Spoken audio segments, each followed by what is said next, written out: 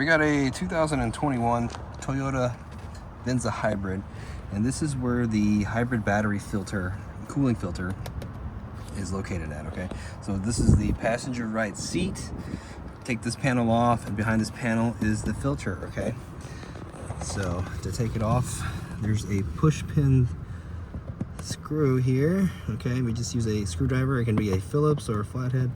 Turn it counterclockwise until it comes out enough to where you can just grab it, pull it out, get your flathead screwdriver. There really isn't a good spot or a dedicated spot, so we're just gonna pry on this panel. We're gonna pry it right here gently and try not to mark it up, and then pull out like that. Okay, you can see how the clips are shaped. This is the direction you need to pull this panel in, and the filter is located on the back panel here.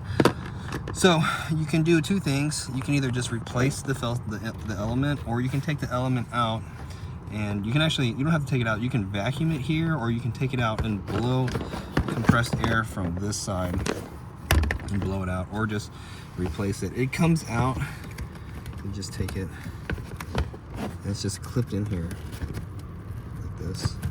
And just pull it right out. Okay, these things are pretty cheap. There's aftermarket ones on Amazon, and you can either factory ones are like $25, and the aftermarket ones you can get on Amazon. You can get a pair for about 20 bucks. I'll probably put a link in for an aftermarket one, because they're about the same thing if you need one. But I just wanted to show you where the filter was located and kind of how to clean it. Okay, you can kind of reuse this a couple times.